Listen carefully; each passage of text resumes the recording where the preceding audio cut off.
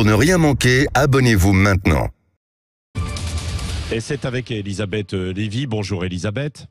Bonjour Patrick, bonjour Laurie, bonjour à tous. Oui, parce que des députés Renaissance donc veulent rendre le drapeau européen obligatoire au fronton des mairies. Oui, mais quelle mouche les a piqués, cher Patrick, en plein tumulte social et politique. Aurore Berger et son collègue de l'Essonne, je crois, Mathieu Lefebvre, trouvent urgent de quoi faire, de combler un vide juridique.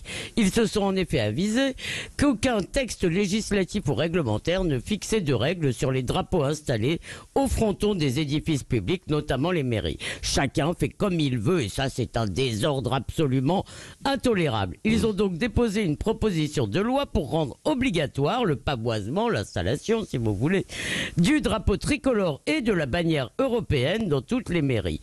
Et dans l'article unique de cette loi, il est notamment écrit « L'histoire du drapeau tricolore est intimement liée à l'histoire de notre République ». Oui, ça c'est incontestable.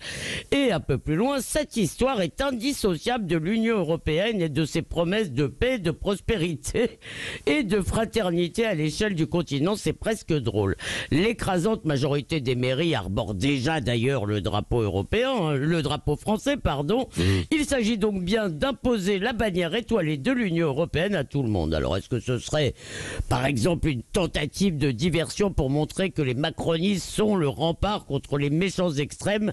Cette proposition va en effet énerver les lepénistes mais aussi les insoumis. En 2017, LFI voulait d'ailleurs interdire le drapeau européen dans l'hémicycle et aujourd'hui, Julien Sanchez donc du Rassemblement national invite les députés Renaissance, je cite, à foutre la paix à nos hôtels de ville et à mettre le drapeau européen dans leurs bureaux si ça leur chante. Mais pourquoi est-ce que ça pose un problème de mettre le drapeau européen obligatoire, tout de même, je précise, au fronton des mairies? Oui. D'abord parce qu'on ne peut pas mettre sur le même plan, ou presque, le drapeau français aurait une petite préséance dans leur texte, mais on ne peut pas mettre sur le même plan, donc les drapeaux français et européens, c'est une question de légitimité. Nous élisons nos maires, nous n'élisons pas les commissaires européens, il n'y a pas de peuple, il n'y a pas de démocratie, il n'y a pas de souveraineté européenne. Ça donne l'impression que Paris veut fliquer les maires, et le maire c'est un élu du suffrage universel autant que le député pour les affaires locales. C'est lui qui est le dépositaire de la souveraineté populaire. D'ailleurs, beaucoup affichent déjà le drapeau européen dans leur mairie, mais c'est leur choix.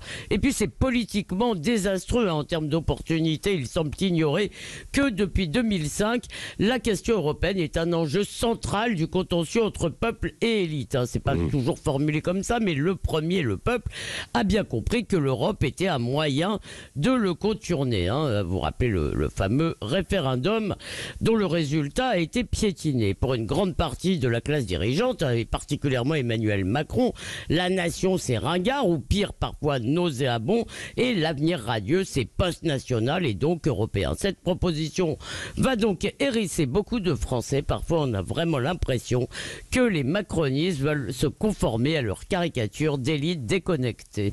Oui, merci Elisabeth Lévy. Et à la question que nous posons sur les réseaux sociaux, vous dites que c'est plutôt insensé et inadapté justement ce drapeau européen. Allez, dans un instant, mon invité politique, ce sera Aurélien Pradi.